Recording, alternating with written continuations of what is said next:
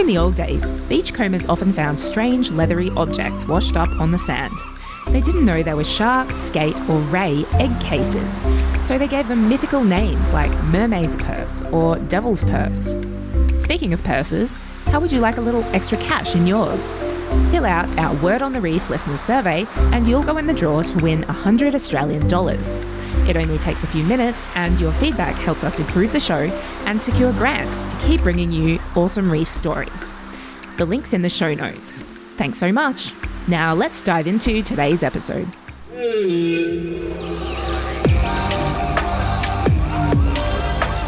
This is Word on the Reef, where marine science meets adventure.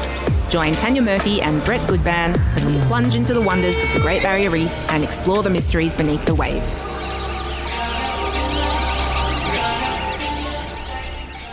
Good morning, everyone, and welcome to Word on the Reef. I'm your host, diver and marine conservationist, Tanya Murphy. And joining me, as always, is Cairns Aquarium's marine educator and fish whisperer, Brett Goodban. Oh, good morning. How's everyone's week been? Busy. Mine's been pretty amazing. I got to go whale watching on Tuesday down in the Sunshine Coast. Oh, that's enough of you. It was so amazing. Brisbane whale watching, it was a really great tour and they had a lot of information about conservation of the whales. Oh, they that's really great. cared about the whales a lot, but they came really close to the boat. They swam towards us. They did a little spy hop, which is when the whale peeks out of the water and peekaboo. Wants to have a look, and then they just swam like right up against the boat, almost like they wanted to jump in the boat and like hop in with us, but they probably have some environmental regulations banning them from touching the humans, so yeah, they're not allowed on the buffet. They eat too much.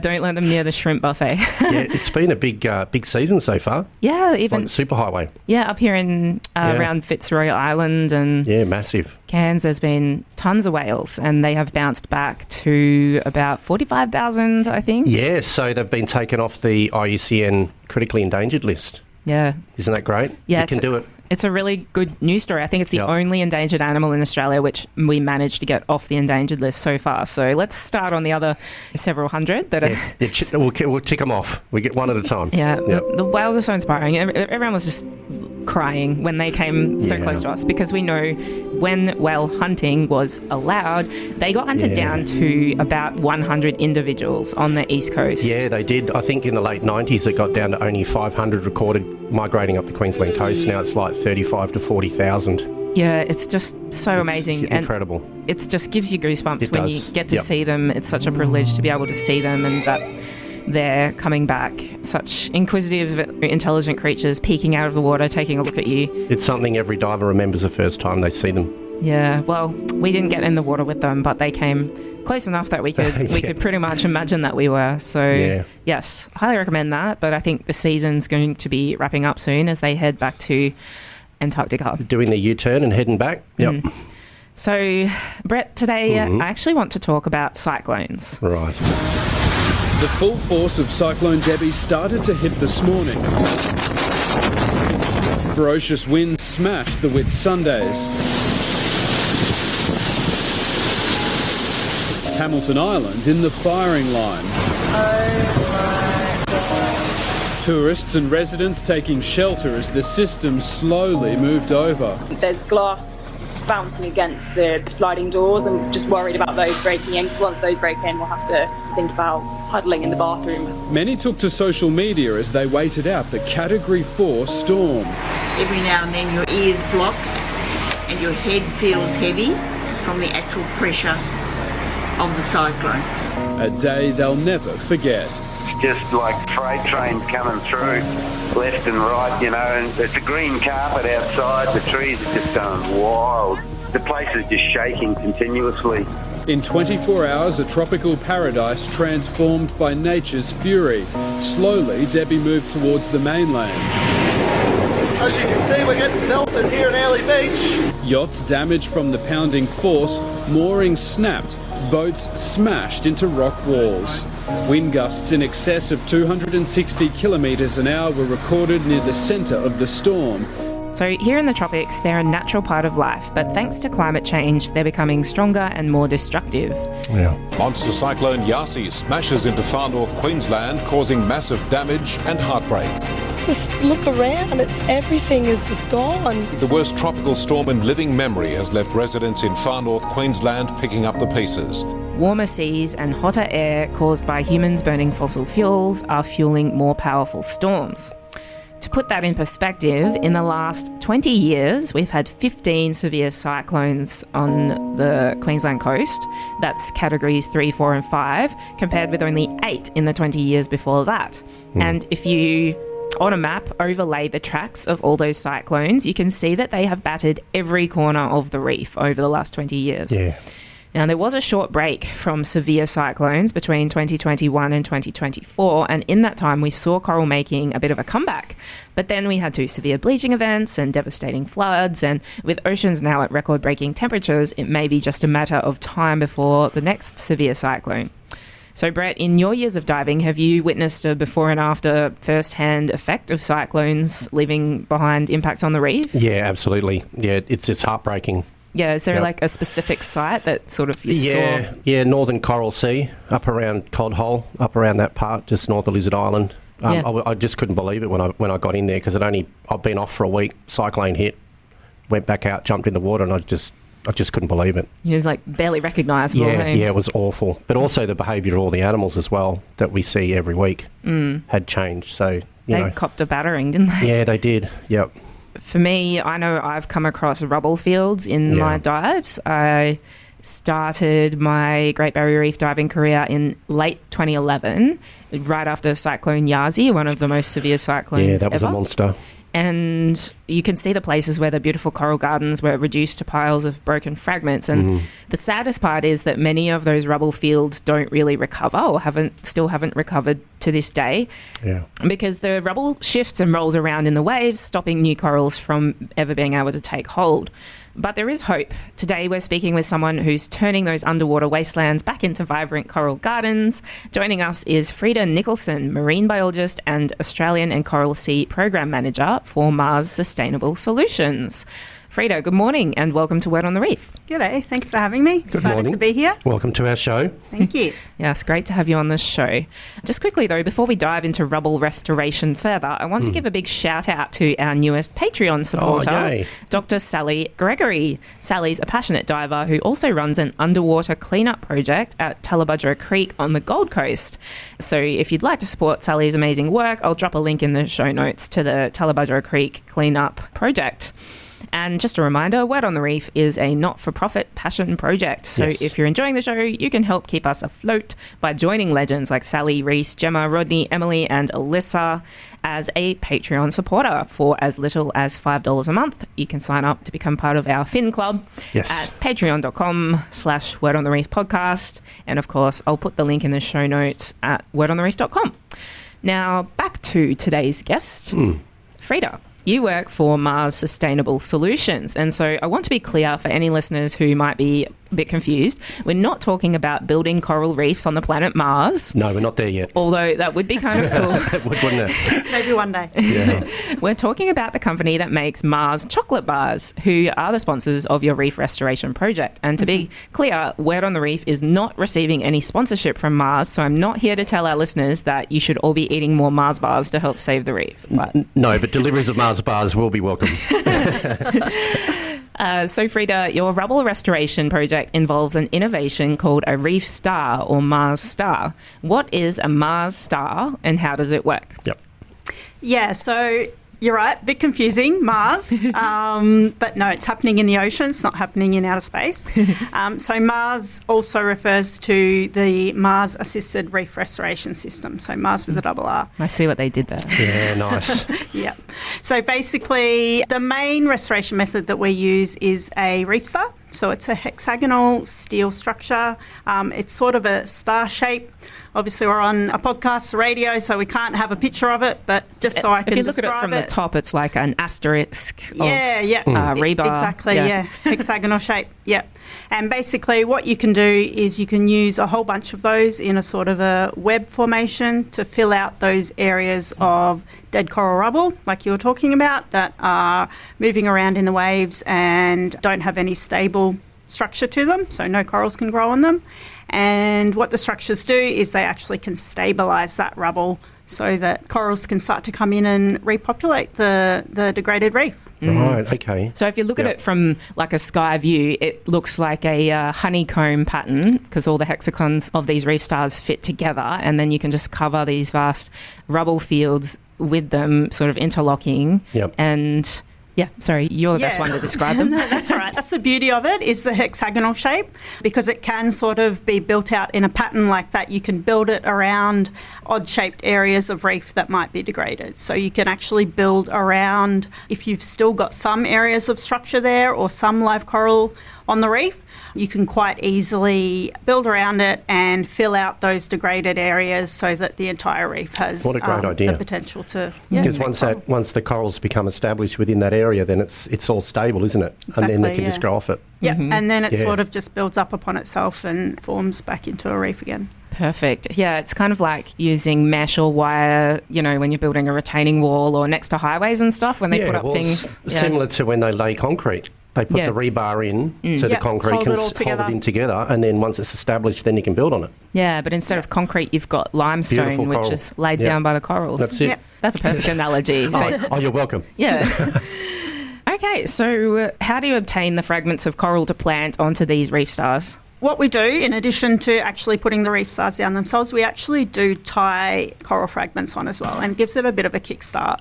And typically on the Great Barrier Reef, what we'll do is we'll collect what they're called is fragments of opportunity. And what a fragment of opportunity is a coral that has broken off from some sort of wave action, or unfortunately, if a boat anchor or something damages the coral, so it's a broken piece of coral. It's not attached to anything itself, but it's just loose, unstable, and we're basically giving it a second life by giving it something stable to attach onto, and then it can grow up. Yeah, so we're talking about corals that have been recently snapped off, so the coral animal, the polyps, are still alive. Correct. Yeah, so when I'm snorkeling and diving around, if you ever see, if there's been a storm and you see all these fragments lying on the seafloor, and you can tell that they're still colourful, they're still alive, but if we don't pick them up and attach them to something, they're just going to roll around and end up dead like the rest of the rubble. So you're just rescuing those downed fragments and putting them on the frames. That's a beautiful idea. So what types of coral do you propagate with the reef stars? So they're ideally suited to a couple of types of coral, branching corals and table corals. So branching corals are the ones that basically look like tree branches, so with the big, long branch kind of formations, look like your trees. Antler corals, your staghorn corals. Staghorn, Yeah. And then the table corals are the big flat ones that grow out horizontally. So those are the two types that really thrive well on these structures. Acropora branching corals, they grow a lot quicker than the rest. So you can establish that structure quite quickly. Yeah, that's right. That's why they're the darling of restoration. They're perfect. Yeah. And typically what you'll find is the rubble bed itself, if it's a rubble bed, it will have been formed from those branching corals. Right. So it's going to be a whole lot of pieces of broken up, dead branching corals. Yeah, that's the thing. The boulder corals are more able to withstand cyclones, and they're very bit strong. hardier. Yeah, there's a bit of a downside to it, though, isn't there? Acropora staghorn corals, the first ones to get damaged in a cyclone. Yeah, that's right, they because stick they are out more and they're fragile. brittle. They break faster and they grow back faster. Oh, they're well balanced. But they're so important because as a fish, you can't find a good hiding spot in a boulder coral necessarily. No, that's but right. in a dense thicket of branching corals, you can hide underneath it to protect yourself from a barracuda or something that wants to come and eat you. So they're really important, aren't they? Yeah, they do provide a lot of that habitat for the fish and all the other organisms that use that reef. Back in season 1 of Word on the Reef, I interviewed Dr. Lorna Howlett from the Coral Nurture program, and they are also propagating corals on the Great Barrier Reef, but their method involves planting the corals directly onto the reef. So what are the advantages of using this star-shaped frame to plant corals onto? Yeah, look, I know Lorna very well, and I know that method very well, Coral Clips, Coral Nurture program, and it's a really excellent method for planting corals directly onto bare substrate or coral pavement. So when you've got an area of bare coral rock and for whatever reason corals are not growing on it, then coral clips are a perfect method. Reef stars are suited more to the rubble areas, and the beauty of this is that if you have a site that's got both degraded rubble areas and denuded coral rock, you can use both methods in combination and really kickstart recovery of that reef. So the two methods actually work really well in conjunction with each other, and we've done a few projects together with the Coral Nurture Program in the Great Barrier Reef where we've used both methods in conjunction, and Perfect. Double the efforts. Yeah, it's really cool. Perfect. It's really collaborative. Exactly, yeah. And that's kind of the beauty of it, is being able to train people in all these different methods and work together with different teams and, work together. What are the reef stars made from? They're, like I described them as being like a rebar frame, but they have a coating on them as well, right? Yeah, so they're basically made from steel rod or rebar. You can use either as long as it's steel. Yep. And then they're coated in a fiberglass resin. That fiberglass resin is actually basically used as a glue to glue either bits of broken limestone, calcium carbonate, or actual coral sand as a layer onto the reef star. Right, okay. So they kind of have a sandpapery surface, which enables the coral to grip on and grow. It's quite a rough surface, and the coral tissues love that rough surface to be able to grow over quite quickly. It really allows them to hold on quite quickly and really start to establish themselves. It's as close to the natural thing as possible, isn't it? Exactly. Because that's what they're looking for. Material. Yeah. Awesome. So the size is the result of some extensive R&D, I understand. So they're sort of exactly 30 centimetres off the seafloor. And what's the advantage of having that 30 centimetre space beneath the corals on the frame? So that height of about 30 centimetres, it really allows quite a bit of water flow still to come through and come in underneath the frames, underneath the corals that are growing onto them. And that really helps with keeping the algae at bay. So when you're first putting corals out, you've got algae which will compete with the actual coral tissue that's growing, and it'll mean you have to scrub the algae a little bit with brushes just while the corals are starting to establish. But having a bit of water flow through there really helps with that, helps to keep the algae at bay. And it also having that gap also provides habitat for fishes to come in and start to inhabit that structure and come in, start to eat the algae themselves if they're herbivores, and start to re-establish. So the fish are doing all the gardening while the babies are growing. Yeah, exactly right. Yeah, that's beautiful. Ideal, having the fish helping you do that maintenance, do that scrubbing. Yeah. I hope you're paying them adequately. Well, they get free food at algae, right? Fish slave labour. Well, they got a new home coming, so they're pretty happy. Yeah, it's true. That's right, yeah. Building homes for fishes. The best solution to the housing crisis. The fish housing crisis. More housing for fish. So does that space underneath eventually fill in over time, though? Because it needs to sort of compact in order to really become a part of the reef substrate, right? Yeah, it kind of does. So what you see is you end up seeing corals start to grow in almost every direction. So they grow up, they grow sideways, they grow downwards as well. And you start to see those gaps become a little bit more, more like hidey holes for the fish, a little bit darker, a little bit more filled in. And then you, over a much longer period of time, 5 to 10 years, if the coral's grown up quite a bit, the reef stars almost start to collapse down and completely become embedded in the reef matrix. Wow. So I understand that this reef stars idea first got invented or started on the island of Sulawesi in Indonesia.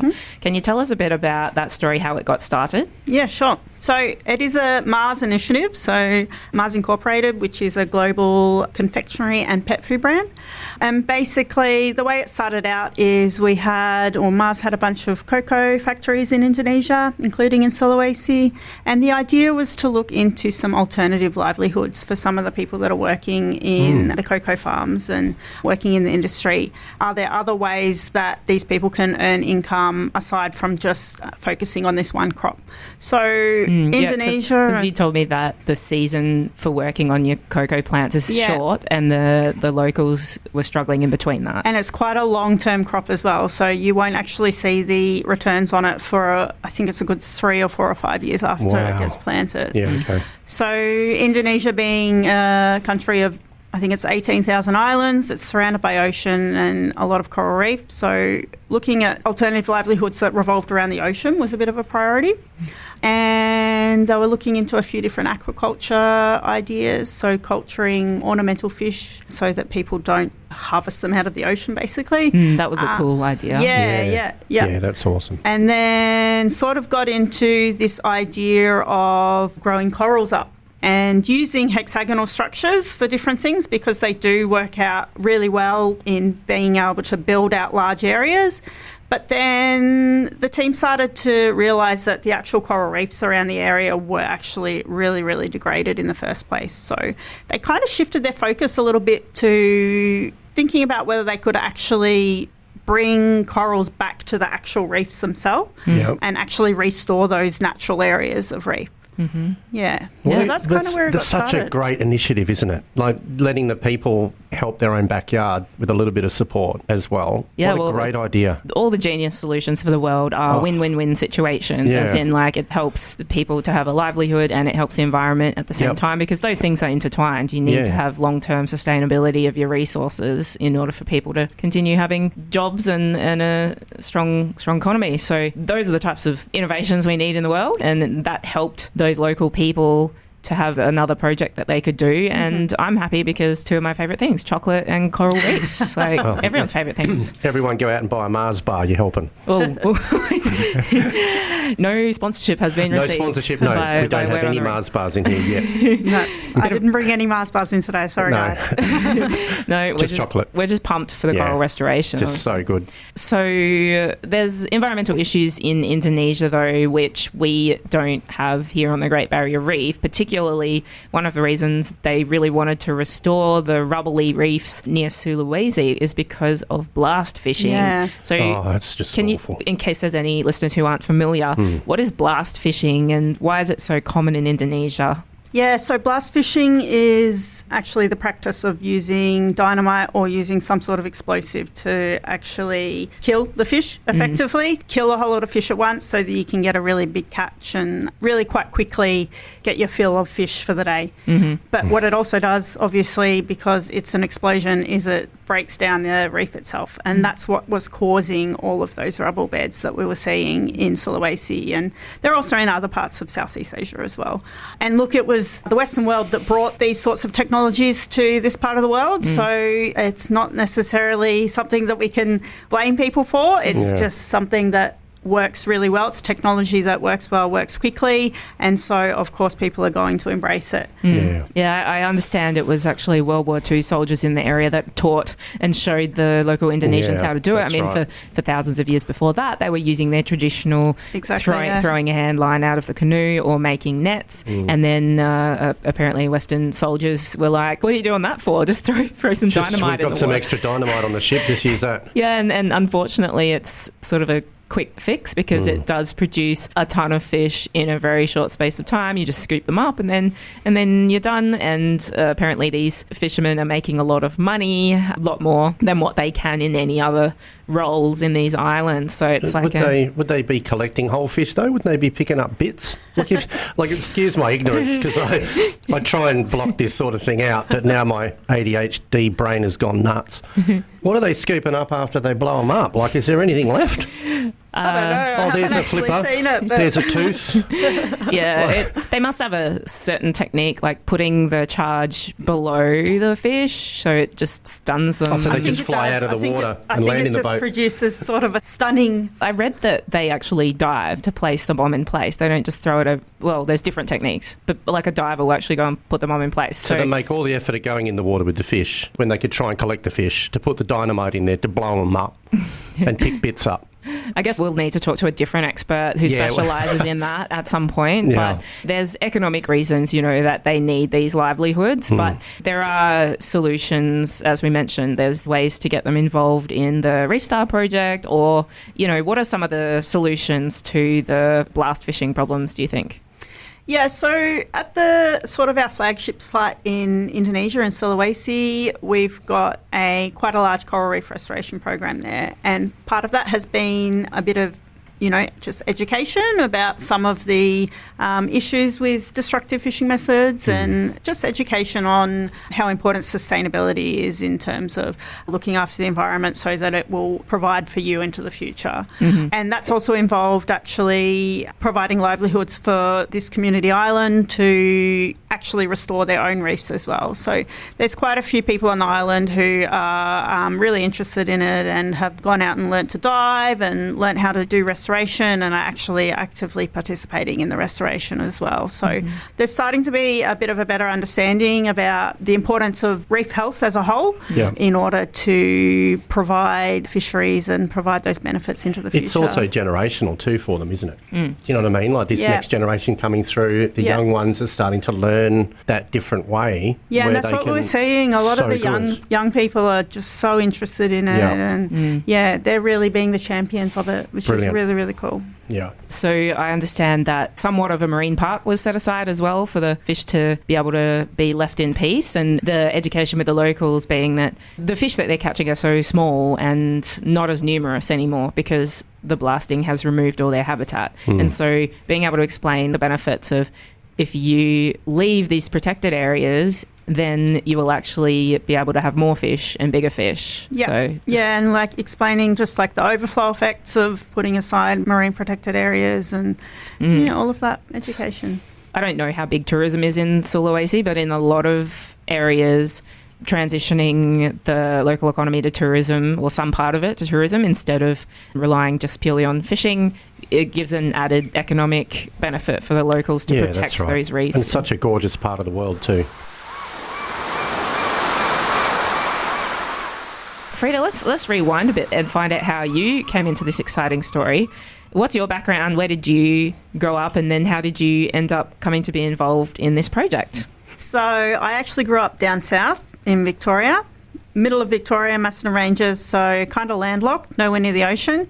But this is a pattern. Yeah. Isn't it? Every guest didn't grow up near the ocean. Yeah. But everyone's drawn to it. Everyone's drawn to it, Yeah, sorry, go on. No, all good. I mean, I always loved swimming, and I was lucky enough to be able to go on some lovely Queensland snorkeling holidays when I was a kid. And so, grew up really appreciating the natural world and loving wild places, and ended up studying animal science, which is kind of just like a general biology degree, but then went for a bit of a jaunt in Central America and South America for a few months after my degree finished and discovered scuba diving. The old gap year. Oh, here we go.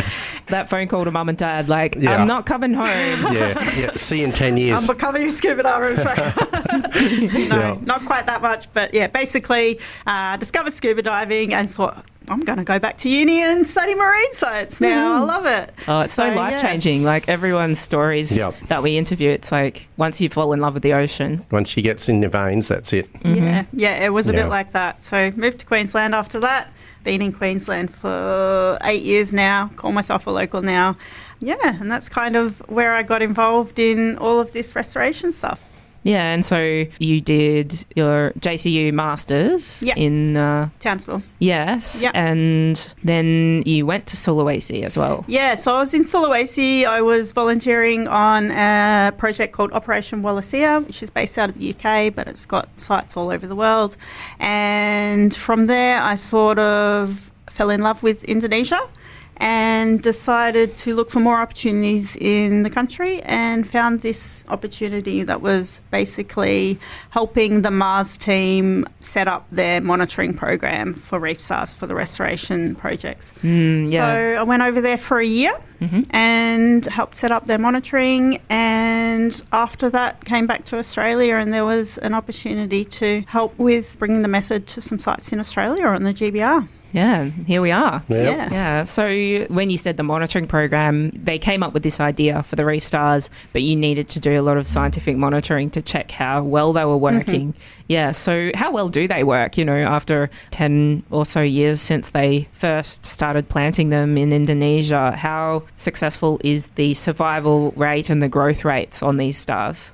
Yeah, so coral growth has been actually insane. For whatever reason, these structures just really kickstart that really speedy recovery of coral in the area just by stabilising that rubble. So we've had coral increase from as little as 2% up to around 70% in 3 or 4 years. Wowza. Wow, crikey. That's amazing. Yeah, it's pretty high growth, and we've also seen some pretty big increases in fish populations as well. So that's the number of fish species, but also the actual biomass of fish on the reef. So, more big fish, more little fish, more of everything basically, because they're coming in and using it. Was that in 10 years?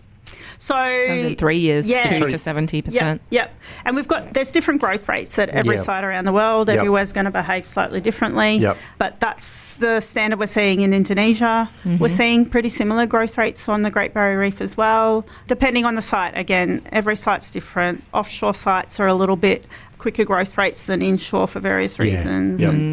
Different habitats. Yeah, wow. I've seen the photos. I'll put some up on our Instagram later, but the fields of reef stars become so overgrown after a few years that you can't even barely see the stars anymore. It does look like it's just overgrown with coral, which is absolutely amazing. Yeah, after a few years you really start to see it basically behaving like a natural reef. And how many of those units do you have on the reef, on the GBR? On the GBR, we've got close to 2,000 now. That's across, I think, 7 sites. Yep. Globally, we have over 100,000 reef stars out. Wow. And we've got about, I think it's 12 or 13 sites globally, or 12 or 13 locations, lots of different sites within those locations. So we know there's Sulawesi and Great Barrier Reef. Is there anywhere else as well? Yeah, so we've got a few different spots in Indonesia as well. So in Bali as well is another big one. There's a couple of spots there.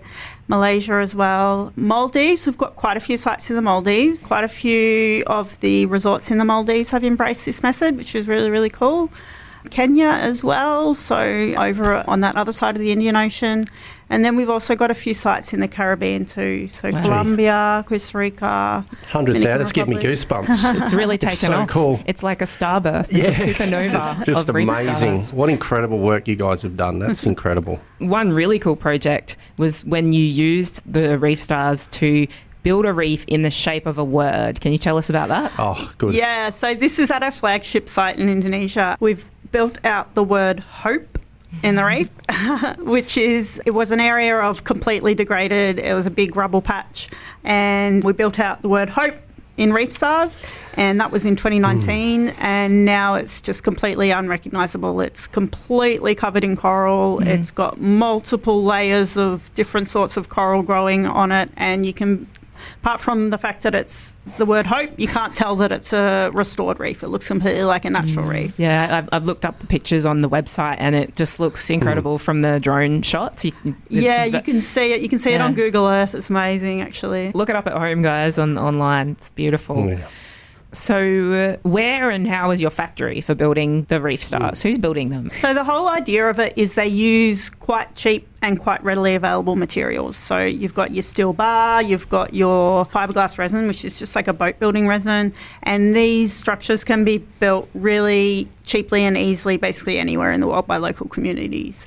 So in Indonesia, there's a local welder who does the welding, and then a boat builder does the coating with the resin. Here in Australia, in Cairns, one of the boat building workshops actually has set up a little mini factory to produce the reef stars as well, and that's attached to a particular tourism operator that does a whole lot of the restoration here, based out of Cairns. That's so cool. Would this be something that could eventually be supplied to some of the dive companies to find areas and just place them? Yeah, definitely. Like if they're out there every day, the more we can get out there, the better it'll be, right? Yeah, and that's the idea. Look, the best restoration projects are going to be the ones that are done by groups of people who know their reef intimately. Yeah, that's right. Know the destruction that's happened to the reef and can see that it's not recovering on its own, and are out there every day and can look after it, have the capacity to look after it, and have the drive to look after it. How important is the tourism industry in helping to support projects like this? Really important, basically. Here on the Great Barrier Reef, we work really closely with the tourism industry. The tourism industry here on the GBR, they know their reefs so well. Yeah. They're out there every day. So they've got that knowledge. They've often got decades worth of monitoring of, the ups and downs of the health of the reef over time. And they're also able to provide that logistical support. So they've got boats that are going out there. If we work on projects with a tourism operator, the logistics is sort of tick, we've got that sorted. So a few of the projects that we have based here out of Cairns work really closely with a particular tourism operator called Experience Co. And as part of that, we've got this really collaborative project happening with Experience Co, with us, with Gunganji and with Yuraganji, so the two traditional owner groups in the region, and also with Citizens of the Reef. And each of those groups bring sort of a different thing to the table in terms of their cultural knowledge or in terms of their communications expertise or the logistics, obviously, of the tourism operators. That's so good. Yeah. Because you do. Really you get used to your own backyard. I remember I spent 8 years alone at Norman Reef as part of my career. I lived out there for and you would weeks have known on time, every coral, every corner of that reef. Yeah. And if I saw something that wasn't right, it'd just stick out, and you go, okay, I need to put that back in there, or just go around and have a little bit of a look. Yeah. But what's happened to that coral? Or why where's is that fish looking at me like that? Have I done something wrong? Why are you looking at me like that? Is it too early or what? The tourism industry, it's been a common theme across many people we've talked to. The tourism industry is so important because it provides the people and the boats to get all these projects out there and do those things. I mean, if we didn't have tourists coming from all over the world who want to pay money to go out and visit the reef, how on earth would we be able to get out there and plant all of these restoration projects and do all of this research and all of these studies? So for any listeners out there, if you haven't been to the Great Barrier Reef recently, make sure you check it out, because not only are you going to have an amazing time, but all of the money that you put into the industry is enabling the restoration and scientific projects to fund those projects as well, to get out there and do these things. So you mentioned that there's over 100,000 reef stars across the world in multiple countries, but just remind me again, how many reef stars have you installed on the Great Barrier Reef and at which sites? So there's just under 2,000 currently on the Great Barrier Reef. So we've got sites at Moore Reef, Norman Reef, Hastings Reef, and Green Island. So out of Cairns, those four. And then we've also got one down in the Whitsundays at Bait Reef and down at Whopper. So Keppel's right down south. There's a few sites down there as well. Can reef visitors get involved and help out with this project? Yeah, definitely. It's a really good question. So, like you mentioned before, the other thing that tourism brings is people power. There's people coming out to the reef all the time. How can we harness sort of their willingness, their enthusiasm? Exactly right. Yeah. So there's actually a couple of the sites that have some ongoing restoration projects happening serviced by Reef Magic tourism operator, and then another one is Dreamtime. So it's part of the same company. So as part of those restoration projects, they're actually giving visitors the opportunity to actually get engaged in the process and actually tie corals onto the reef stars themselves. That's so good. See the process. And of course, the customers on the boat as well. Exactly. That will see this happening and see the structures and see you guys and walk up and go, hey. It's such a good education initiative. Yeah. So good. Yeah. Are these reef stars going to be enough, though, to save the reef? Look, reef stars are not going to be the one and only solution to save the Great Barrier Reef or reefs around the world. It's going to be a joint effort. There's going to be lots of different methods that we need to do and lots of things we need to do.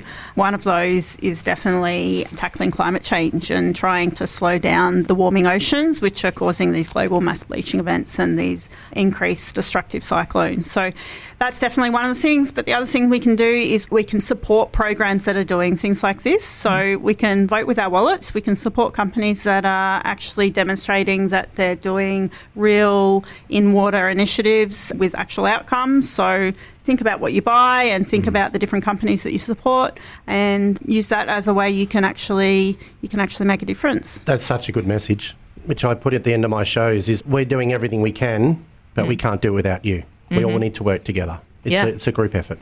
Yeah, Frida's out there with all your divers and traditional owners planting all these reef stars. But if we want those restored reefs to survive long-term into the future, it doesn't just depend on them. It depends on all of us. It depends on even the people who might be listening to our online show who live all across the world who may never get the opportunity to plant a reef star. It still depends on you, what you do in your life. Get involved with environmental groups, get involved with climate action, whether it's through donating or volunteering your time or just sharing the content and following these organisations online so that you too can help these corals have the best chance for the future. Yep. And definitely transitioning to renewable energy and reducing 100%. reliance on fossil fuels is going to be essential to give these reef stars a chance for the future and the Great Barrier Reef in general. So yeah, we're timing out perfectly towards the last few minutes, so it's a good time to ask, what's next for your program, Frida? So for me personally, I'm actually really excited that I get to go up to Papua New Guinea in a couple of weeks' time. We're setting up a new site out there. Oh, good. In a really quite a remote atoll called the Conflict Islands. So that's with a really engaged and excited partner called Conflict Islands Conservation Initiative. So what we do basically is we partner with groups that know their reefs really well and really want to do something to look after them and help them with their projects. Cool. So today, Conflict Islands, tomorrow, the rest of the world. Or Mars, maybe. Outer space. Yeah. Well, they did discover a bit of water on Mars at one point. I remember that being a revelation. But I wonder if there's coral. It's in ice format, so it's probably going to be a bit tricky. All right. Well, I can't control myself. This show's already proven very expensive for Brett and I because every guest we talk to forces us to add more places to our bucket list. But really quickly, in a nutshell, what's the diving like in Sulawesi? Sulawesi is pretty amazing, actually. It's got a whole lot of coastline, so it's got heaps of different coral reef environments. You've got muck diving up north in the Lembe Strait, so really muddy, silty reefs where you can see lots of small little nudibranchs and octopus stuff. And then you've got really cool coral wall drop-offs up near Manado and Bunaken. Really, really amazing. Yeah, go there. Yeah, check it out. Diver, you'll love it. Yeah, sorry for all the money we're costing you, our listeners. Yeah. Hopefully everyone's jotting that down on their bucket list.